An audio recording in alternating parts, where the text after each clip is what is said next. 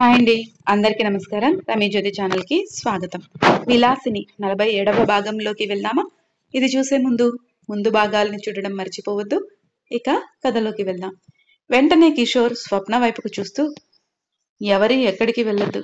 అమ్మా, నువ్వు మామయ్య దగ్గరికి వెళ్తా అంటున్నావుగా, వెళ్ళిపో. స్వాతి, మన లగేజ్ మొత్తం సర్దిపెట్టు.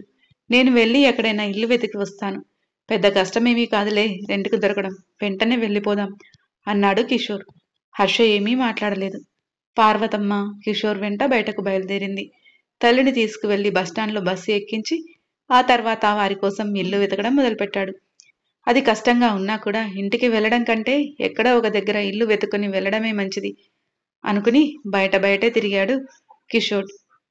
చివరికి ఒక ఇల్లు దొరకడంతో మధ్యాహ్నం 2 గంటల సమయంలో ఇంటికి వెళ్ళాడు కిషోర్. ఇంట్లో ఎవరూ వంట చేయలేదు. పిల్లలకి ఉదయం పాలలో బ్రెడ్ పెట్టింది స్వాతి. తను కూడా అదే తిని ఉంది. లగేజ్ మొత్తం సర్దుకుని భర్త కోసం ఎదురు చూస్తూ ఉంది. ఆకలితో ఇంటికి వచ్చాడు కిషోర్. ఉదయం జరిగిన గొడవకి ఆకలి కూడా అనిపించలేదు. ఎక్కడా తినను కూడా తినలేదు. వస్తూనే స్వాతి అంటూ పిలిచాడు. హాల్లోకి వచ్చిన స్వాతి, ఇల్లు దొరికిందా అని అడిగింది. దానికే చక్కగా దొరికింది. విడిపోవాలనుకుంటే ఎంతసేపు? మనుషులైనా వస్తువులైనా ఒకసారి విడిపోయాక మళ్ళీ కలవడం అనేది ఎప్పటికీ జరగదు. విరిగిన వస్తువు అతకడం కూడా ఎప్పటికీ జరగదు. అలాగే జీవితం కూడా. సరేలే, అన్నీ సర్దేశావా అన్నాడు కిషోర్. సర్ది పెట్టాను అంది స్వాతి ఉత్సాహంగా. ఆకలి వేస్తుంది, భోజనం పెట్టు అన్నాడు కిషోర్. ఎలాగో వెళ్ళిపోయేదే కదా, ఇక వంట చేయడం ఎందుకు? అందుకే నేనేమీ వండలేదు అంటూ ఎటో చూస్తూ చెప్పింది స్వాతి.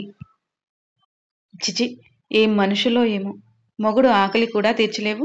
నువ్వు ఒక మనిషివి. పద వెళ్దాం. రేపటి నుండి నీ ఇష్టం వచ్చినట్లుగా ఊరేగు అని అన్నాడు కిషోర్ మూతి తిప్పుతూ. అదేదో మొత్తం నా కోసమే అన్నట్లుగా ఫీల్ అయిపోకు. నీకు కూడా తెలుస్తుంది మనం ఎంత మంచిగా ఉండబోతున్నామో అంటూ కిషోర్ వెనకే వెళ్ళింది స్వాతి. తమ గదిలో కూర్చున్న హర్షకి, స్వప్నకి ఆ మాటలు అన్నీ వినిపిస్తున్నాయి. అన్న మాటలకి హర్షకు చాలా బాధగా అనిపించింది. తనేమీ మాట్లాడలేదు. అలాగే బాధగా కూర్చున్నాడు. స్వప్న మాత్రం అదేమీ పట్టించుకోవడం లేదు. సెల్లో తన పని తను చేసుకుంటూ ఉంది. ఉదయం స్వప్న ఆకలి అంటే బయట నుండి టిఫిన్ తీసుకువచ్చి ఇచ్చాడు. తిని కూర్చుంది. కానీ మళ్ళీ మధ్యాహ్నానికి ఏంటి భోజనం అని ఆలోచించలేదు. ఇప్పుడు ఎవరేం మాట్లాడుకుంటున్నా పట్టించుకోవడం లేదు. స్వప్న అని పిలిచాడు హర్ష. ఏంటి అంది స్వప్న. ఆకలి వేయడం లేదా అన్నాడు హర్ష. నువ్వంటే ఉదయం టిఫిన్ చేయలేదు, ఆకలి వేస్తుంది. నేను తిన్నాక నాకెందుకు వేస్తుంది అంది స్వప్న. సరే, నాకైనా ఆకలి వేస్తుంది కదా, వంట చేయొచ్చు కదా. వాళ్ళు ఎలాగా వెళ్ళిపోతున్నారు, ఇక ఉండేది మనమిద్దరమే కదా అన్నాడు హర్ష. ఇది మరీ బాగుంది. ఎవరికి ఆకలి వేస్తే వాళ్ళు వండుకొని తినాలి. నేనే వండాలి అని ఏమైనా రూల్ ఉందా ఏంటి అంది స్వప్న. అలా మాట్లాడతావేంటి? ప్రతి ఇంట్లో ఉండేదే కదా. మొగుడు సంపాదించి తీసుకువస్తే ఆడది వండాలి, తెలియదా అన్నాడు హర్ష. అవన్నీ మన మనుషులు పెట్టిన రూల్స్. పెట్టింది మగవాళ్ళు కాబట్టి వాళ్ళకి అనుకూలంగా రాసుకున్నారు అంతే. అలాంటివి ఏమీ లేవు. మనుషులు పుట్టాకే ఈ కట్టుబాట్లు అన్నీ పుట్టుకు వచ్చాయి. కాబట్టి ఇవన్నీ ఆలోచించకుండా నీకు ఆకలి వేస్తే వెళ్ళి వండుకొని తిను. ఏదైనా మిగిలితే నేను తింటాను అంది స్వప్న. ఈ ఇంట్లో ఉండడం నా వల్ల కాదు అనుకుంటూ లేచాడు హర్ష. మంచిది, నువ్వు కూడా వెళ్ళిపోవాలనుకుంటే వెళ్ళు. కాదు కూడదు అంటే నేనే వెళ్ళిపోతాను అంది స్వప్న. చిచి, నువ్వు అసలు ఆడదానివేనా అన్నాడు హర్ష. ఏంటి, ఇప్పుడు నాతో గొడవకి దిగాలి అనుకుంటున్నావా? ఇంత చేసింది నాతో గొడవ పెట్టుకోవడానికా, లేదంటే నన్ను బాగా చూసుకోవడానికా అని అంది స్వప్న. ఒక దండం పెట్టి బయటకు వెళ్ళిపోయాడు హర్ష. తన అన్న ఇంటి నుండి వెళ్ళిపోతుంటే చూడడం తన వల్ల కాదనుకుని ఆ ఇంట్లో ఉండకుండా వెళ్ళిపోయాడు. తన తల్లి ఎన్ని కలలు కన్నది. ఎప్పుడూ తనతో చెప్తూ ఉండేది, ఎప్పుడూ మనమంతా కలిసే ఉండాలిరా అని. దానికి తగ్గట్టే ఇంతా చేసుకుంటూ వస్తే ఇప్పుడు స్వప్న వల్ల అంతా నాశనమైంది. కానీ తన చేతుల్లో ఏమీ లేదు. ఏమీ చేయలేకపోతున్నాడు హర్ష. అది తలుచుకుంటే స్వప్నపై విపరీతమైన కోపం వస్తుంది. తన నిస్సహాయతకి తనపై తనకే కోపం వస్తూ ఉంటే నేరుగా ఒక బార్కి వెళ్ళాడు హర్ష. కిషోర్ అన్ని వస్తువులు సర్దుకుని బయటకి వస్తూ హర్షకు చెప్పాలనుకుని అక్కడికి వెళ్ళాడు. హర్ష లేడు. స్వప్న మాత్రమే ఉంది రూంలో. హర్ష లేడా స్వప్న అని అడిగాడు కిషోర్. ఏమో ఎక్కడికో వెళ్ళాడు, ఇంట్లో ఉండబుద్ధి కావడం లేదట అంది స్వప్న. ఇప్పుడు అంతా నీకు నచ్చినట్లుగానే ఉంది కదా అమ్మా, నువ్వు ఒక్కదానివే కదా, వాడిని చక్కగా చూసుకో, మీ ఇద్దరైనా సంతోషంగా ఉండండి, ఏ గొడవలు లేకుండా ముగ్గురికి ముగ్గురు ఎక్కడికి అక్కడ అయిపోతున్నారు కదా, ఇక గొడవ పెట్టుకోవడానికి ఎవరికి ఎవరు ఉండరు, అలా అని కట్టుకున్న భర్తతో మాత్రం ప్రతిరోజు గొడవ పెట్టుకోకు అన్నాడు కిషోర్. ఏంటి ఇప్పుడు నేను ప్రతిరోజు గొడవలు పెట్టుకునే దానిలాగా కనిపిస్తున్నానా అంది స్వప్న. వెంటనే స్వాతి కిషోర్ చెయ్యి పట్టుకొని, వెళ్తూ వెళ్తూ ఆ కంపతో నీకు అవసరమా, పద వెళ్ళిపోదాం అంటూ బయటకు నడిచింది స్వాతి. కిషోర్ కూడా ఏమీ మాట్లాడకుండా ఒక నిట్టూర్పు విడిచి తన తమ్ముడి జీవితం గురించి తలుచుకుని బాధపడుతూ అక్కడి నుండి బయటికి వెళ్ళిపోయారు అందరూ కూడా. పిల్లలు మాత్రం స్వప్నని వదలలేక వదలలేక వదిలి వెళ్ళిపోయారు. స్వప్నకి కూడా పిల్లల్ని వదిలిపెట్టడం చాలా కష్టంగానే అనిపించింది. కానీ తను అనుకున్నది అనుకున్నట్లుగా జరగాలంటే తను ఒంటరిగా ఉండాలి. అందుకే ఇంటిలో ఎవ్వరూ లేకుండా చేసింది.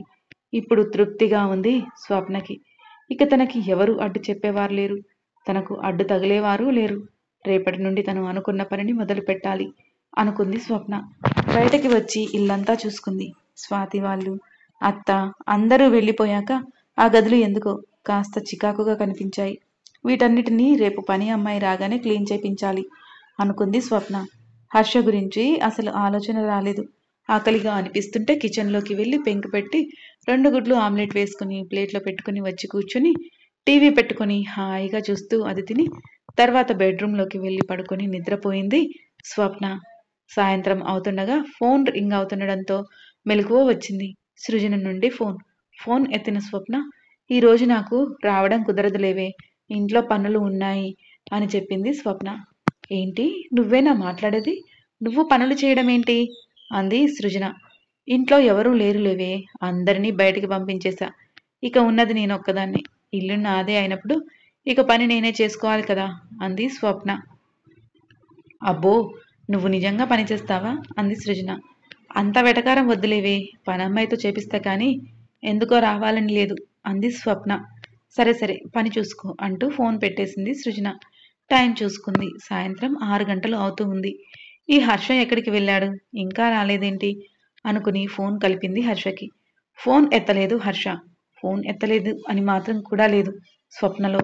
ఎక్కడికి పోతాడు, చివరికి ఇక్కడికే వస్తాడు అనుకుని మధ్యాహ్నం కూడా తినలేదు కదా, పాపం పోనీలే ఏదో ఒకటి చేసి పెడదాం అనుకుంటూ కిచెన్లోకి వెళ్ళింది స్వప్న. రాత్రి 8 గంటలు అవుతూ ఉండగా ఇంట్లోకి అడుగు పెట్టాడు హర్ష. తూగిపోతూ ఎదురుగా వచ్చి ఇంట్లోకి అడుగు పెట్టాడు హర్ష తూగిపోతూ. ఎదురుగా వచ్చి అపర కాలిలా నిలబడింది స్వప్న. ఇప్పుడు తాగి వచ్చిన హర్ష పరిస్థితి ఏంటి? స్వప్న హర్షపై ఎలా రియాక్ట్ అవ్వబోతుందో మీకేమైనా తెలిస్తే చిన్న కామెంట్ రూపంలో తెలియచేయండి. మీకు ఈ కథ నచ్చినట్లయితే లైక్ చేయండి, షేర్ చేయండి. మరిన్ని నా కథలను మిస్ కాకుండా ఉండడం కోసం వెంటనే నా ఛానల్ని సబ్స్క్రైబ్ చేసుకోండి. ఈ కథపై మీ అభిప్రాయాలు తెలియచేయడం మాత్రం మర్చిపోవద్దు. మరో భాగంతో మీ ముందుకు వస్తాను. మీ రమీ జ్యోతి.